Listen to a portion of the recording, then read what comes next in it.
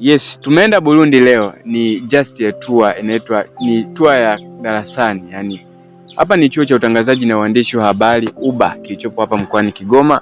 Leo tumefanya safari ya kuelekea nchi jirani, nchi ya Burundi. Safari ilikuwa ndefu kidogo na nipo hapa kukuelezea yale mazuri ambayo tumekutana nayo, pia na changamoto ambazo zimetukumba tukiwa njiani. Tumetoka hapa tukapitia Manyovu, lakini pia tukafika hadi mpakani Burundi border, Tanzania border, tukavuka kuingia Burundi border. Lakini kabla ya hapo tuliweza kupitia vizingiti vingi. Kwanza tangazo lilitolewa darasani. Hii ilikuwa ni tour ya darasa la NT level 6. Sisi tunasomea uandishi wa habari na utangazaji kutoka hapa Kigoma. Lakini pia kuna baadhi ya wanafunzi ambao hawakuwa darasa letu waliruhusiwa kwenda. Kama unavyoona hapa tangazo lilitoka darasani. Mwalimu wa Basic Finance aliona kwamba tukajipatie max kidogo kutokana na vitu vipi ambavyo tulienda kujifunza siku ya leo Burundi.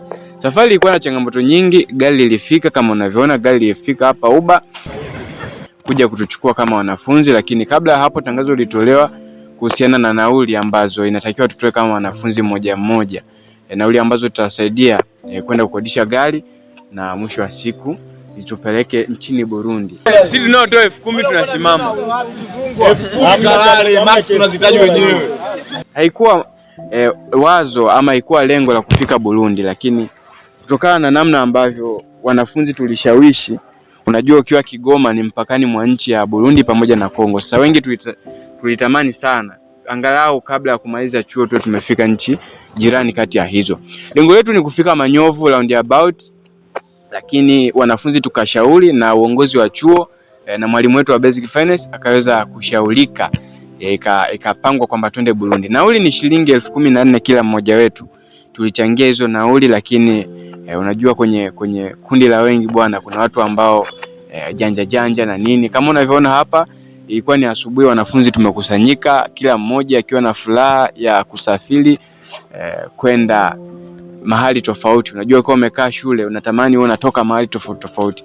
Hawa ni wanachuo NT level 6, lakini kuna baadhi ambao walikuwa sio NT level 6 na wenyewe lazimika tuende nao kutokana walipenda jinsi ambavyo tulibuni tour hii ya kusafiri kutoka nje ya Kigoma mjini, kutoka darasani kwenda kujifunza vitu vipya. Kiuhalisia ilikuwa ni safari nzuri, na hapa tuliingia kwenye gari kama unavyoona, utani wa hapa na pale wanafunzi. Kama kawaida yangu nikasalimiana na baadhi ya wanafunzi hapa.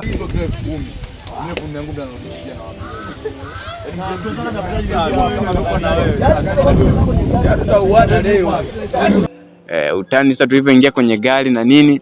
Binafsi nilikuwa sijatoa hela kutokana na changamoto za kifedha, na sikutaka kunyosha mkono kwamba ionekane mimi sijatoa hela, pengine ningebakishwa hapa chuoni. Sasa kutokana na hayo wanafunzi wakaingia kwenye gari kama unavyoona, tukajipanga hapa tuweze kuanza safari yetu. Gari lilikuwa ni dogo, hatukuweza kutosha. Itubidi uongozi wa chuo iliwabidi wakodishe zingine gari mbili.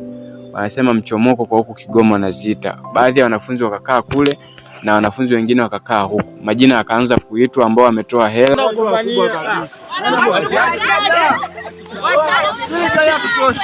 waweze kupanda, na ambao hawajatoa pia wabaki. Binafsi nilikuwa nimekaa siti ya mwisho kwa sababu nilijua kitakachotokea.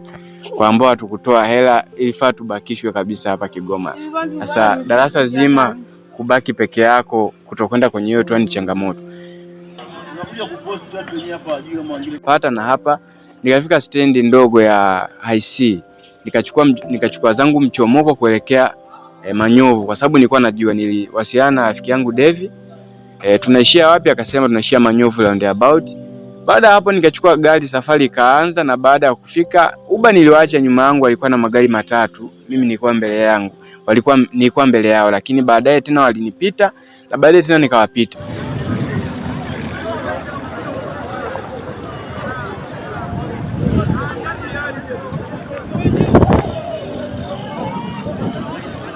Hatimaye sasa hapa nimefika Manyovu baada ya safari ndefu kutoka mkoani Kigoma Ujiji mjini ambapo chuo kipo. Nimefika Manyovu kama unavyoona, haya ndio mazingira. Ni roundabout, ni nzuri kwa sababu sisi tulikuwa tunajua Manyovu ni vijijini, lakini kweli ni vijijini, lakini kama unavyoona pamechangamka, magari ni mengi, huduma za kijamii zipo, umeme upo. Kilichonivutia, kama kawaida yangu nilipofika hapa, nikaweza kuongea na baadhi ya wananchi ambao ni wakazi wa Manyovu. Tunafahamu Manyovu ni eneo ambalo wanapatikana Warundi wengi wanatoka nchi ya Burundi. Nikaanza kuongea na baadhi ya wananchi ambao wanakaa maeneo haya. Niwauliza maswali matatu tu, ni kitu gani ambacho kimewavutia kukaa hapa? Waishawahi kufika eneo tofauti na hapa, na hali ya mazingira, yani hali ya hewa ya geographic ya kule Manyovu ipoje kulinganisha na maeneo ya mjini. Tukaongea nao kama unavyowasikia, na hapa wanaeleza. Wilaya ya Buhiga. Ni mkazi umeanza ukao kutangu lini? Mzaliwa ama ulihamia? Mimi ni mzaliwa.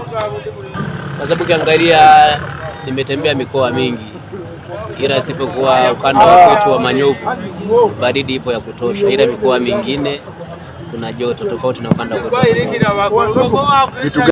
Sasa baada hapo nikachukua zangu barabara, nikaanza kurekodi mazingira tofauti. Soko kama unavyoliona, soko wanauza matunda, wanauza nanasi na nini, wanauza ndizi. Ni maeneo ambayo yana bei rahisi kabisa katika upatikanaji wa ndizi. Mkungu anakuuzia 7,000 tu, lakini mjini wanauza hadi 20,000, 10,000, lakini huku ni 7,000, 6,000.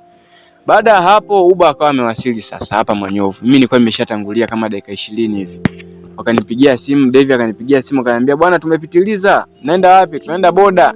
Boda gani? Boda ya Burundi. Ikabidi na mimi nianze safari moja kwa moja kama unavyoona hapa. Nilipasha kidogo kwa mguu.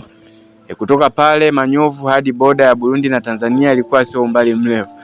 Nitumia kama dakika 10 nikawa nimefika boda ya Burundi. Nikawakuta Uber wanakula ndizi kama unavyoona.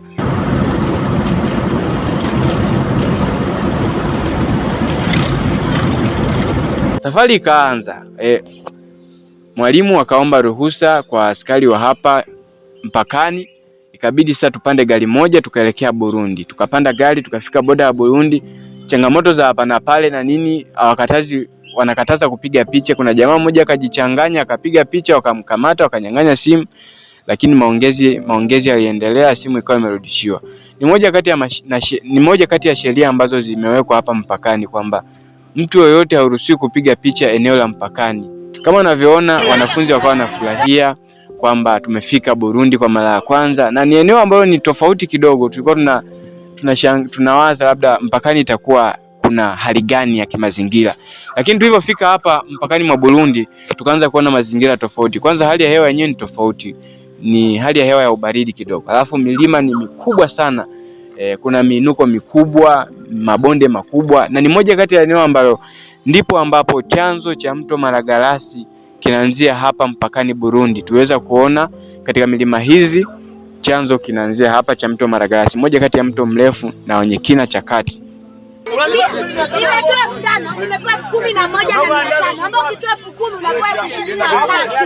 Kama unavyoona hapa wanafunzi wakawa wanafurahia kuona fedha za kigeni.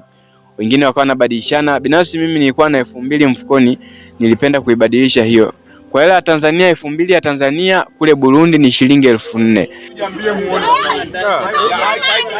Sijakupa. Hii ndio 4,000, alafu kwetu ni 2,000. Hii 4,000 wa Burundi. Tanzania Tanzania ni 2,000.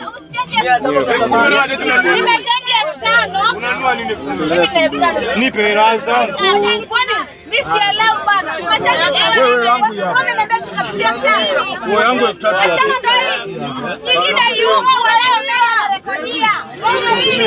Basi wanafunzi wakawa wanafurahia, wengine wakachenji 5,000 wakarudishia 11,000, wengine tukachenji 1,000 wakarudishia 2,000.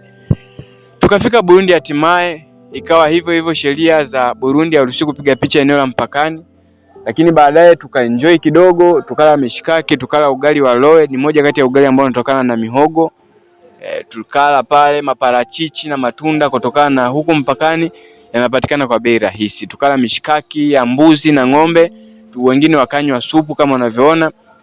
Baada ya hapo tukakusanyika kwa pamoja. Binafsi mimi nitumia 2,500 ya kule, ambao huku ni sawa na 1,000 na machenji kidogo. Kule na 1,000 huku, kule ni 2,000. Kwa unaweza kuona ni kiasi gani ambacho tumewazidi. Fedha huku ina thamani sana kuliko kule. Baada ya hapo tukaomba ruhusa tukapiga picha, na hizi ndizo picha ambazo nilipiga nikiwa pale mpakani Burundi chini ya bendera ya Jamhuri ya nchi ya Burundi. Baada ya hapo tukaanza safari sasa kurudi nchini Tanzania. Hatimaye tukafika boda tena Tanzania tu Burundi, Manyovu hapa. Wakashuka Manyovu. Sisi wenyeji. Msirekodi ndugu yangu. Wewe vipi? Mkataba wa mwandishi wa habari. Haujajoin tafuta jeti hapo. Hali ya hewa ya manyovu. Baada ya kutoka nchini Burundi mpakani pale, sasa hapa ni Manyovu, katika roundabout ya Manyovu. Kama unavyoona hapa kuna mabango tofauti tofauti ikiwa naenda hifadhi ya taifa ya Katavi National Park. Hapa ni Manyovu bwana, lakini barabara hii huku inaenda nchini Burundi, ndiko ambapo tumetokea. Ni eneo zuri kabisa kama unavyoona. Kevin, rekodi sasa. Wewe ni rekodi, shika. Ndio kama anakotaka kurekodi wewe una rekodi. Ukibeba hapa. Tukapewa ruhusa ya kuenjoy kidogo kuanzia saa 8 hadi saa 10. Barabara ile ambayo tunaiona ile ni barabara ambayo inaelekea nchini Burundi kule tulipotoka. Sisi tuliweza kwenda nchini Burundi lakini tuliishia mpakani. Kama unavyoona haya ni mazingira safi kabisa. Ni tofauti na Kigoma mjini kwa sababu maeneo haya ni maeneo ambayo yana baridi, na kama unavyoona hali ya hewa jinsi ilivyo ni hali ya ukungu kama Njombe fulani hivi. Unaona kuna ukungu fulani hivi. Leo tumefika, wanasema ni tunaendea bwana hapa Manyovu. Hali ya hewa ya Manyovu kwa kweli ipo tofauti na sehemu nyingine mkoani Kigoma. Wanasema tulia basi hapa. Wanasema hali ya hewa ya Manyovu ipo kama ya Njombe. Angalia tu. Leo tumefika tumekuta ukungu tofauti, ukungu na nini.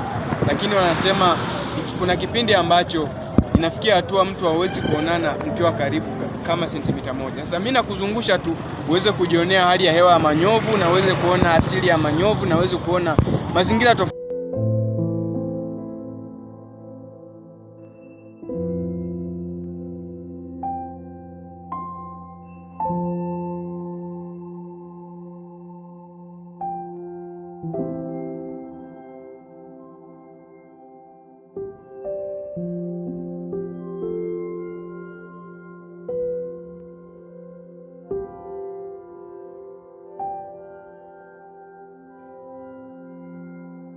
Kama unavyoona, kama kawaida yangu nikafika sokoni pale na hapa nikawa naulizia bei ya matunda. Hapa nikawa naulizia bei ya nanasi.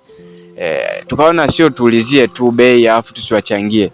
Tukanunua mananasi ya 500, mananasi 3. Nikawa na jamaa yangu Kevi kameramani hapo ananipiga picha kuhakikisha kwamba mambo yanaenda vizuri.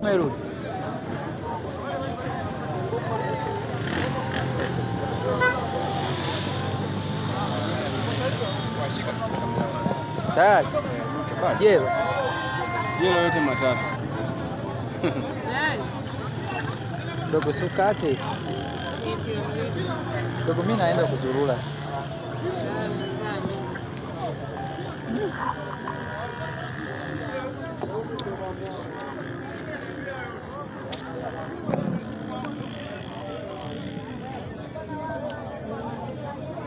Ule ukungu umeisha. Wale walikuwa ni mawenge yetu ni. Bwana wewe, tukala mananasi tukamenya, tukala sana, tukatoka hapo tukaenda kulizia bei ya ndizi na mapassion. Tukaona bei ni tofauti kule, bei ni ya chini kuliko huko Kigoma mjini. Sio passion. Nasijua dogo. Baada hapo wanafunzi wakanunua mikungu ya ndizi kama unavyoona, mkungu wa 3500, wakawa na laumu nipunguzie 3000 lakini kashindikana, wakachukua kwa hiyo 3000.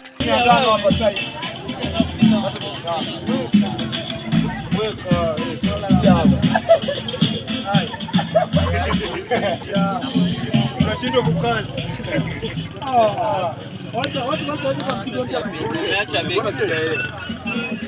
Kama hizi zinanishinda za kule ndo nitaweza.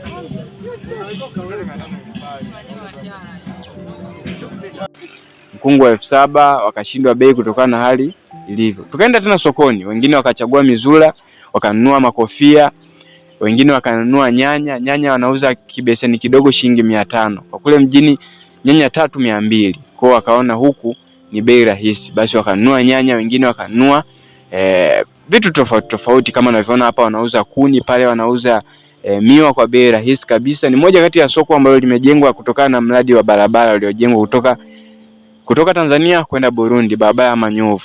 Kutokana na wale waliojenga mradi huu wa barabara, basi wakaona si vyema wasiache faida kwa wananchi, wakajenga soko hilo na baadhi ya vitu mbalimbali kama tunavyoona. Kiufupi tu safari ya kutoka Tanzania kwenda Burundi tour ilikuwa ni nzuri. Safari ilikuwa ni nzuri na kama kawaida mwisho wa kwenda nyumbani ukafika. Kutokana na mimi nilikuwa sina hela, basi wakanifukuza kwenye gari. Ikaonekana kwamba niende kwa usafiri ambao ulinileta huku, nikapanda IC kama unavyoona, nikazunguka roundabout. Ni moja kati ya roundabout ambao ni nzuri hapa, inaunganisha Kasulu, hifadhi ya taifa ya Katavi na kwenda Burundi. Safari ikawa imeishia hapo, wanafunzi wakarudi Uber, kila mtu na safari yake. Umejifunza nini kutokana na safari hii? Tuandikie hapo kwenye comment, make sure na subscribe. Nyuma ya kamera ni Mwita Francis Ngocho. Na hii ni Kanyuka TV, usite kusubscribe.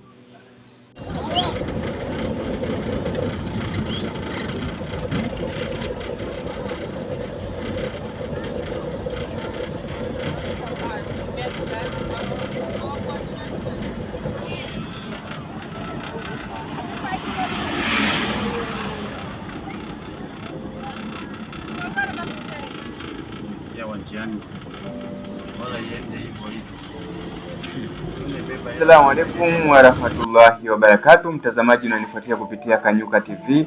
Pamoja na kuwa unajipatia habari mbalimbali na matukio ambayo yanajiri, usisahau hii ni KBS, Kanyuka Business Supply. Tumeanzisha kampuni ambayo ama taasisi ambayo inasafirisha mizigo kutoka Kigoma. Mafuta ya mawese unajipatia kwa bei rahisi, kwa bei ya kiwandani. Mafuta ya mise, pia sabuni za magadi ama sabuni za gwanji kwa bei hii ya kiwandani, kutoka Kigoma kwenda maeneo jirani Katavi, Dar es Salaam na wapi. Chukua mawasiliano hayo chini tuweze kuwasiliana, tuweze kutumia mzigo kwa uaminifu zaidi. Hii ni KBS, kwa uaminifu zaidi tunasafirisha mzigo mpaka mahali ulipo.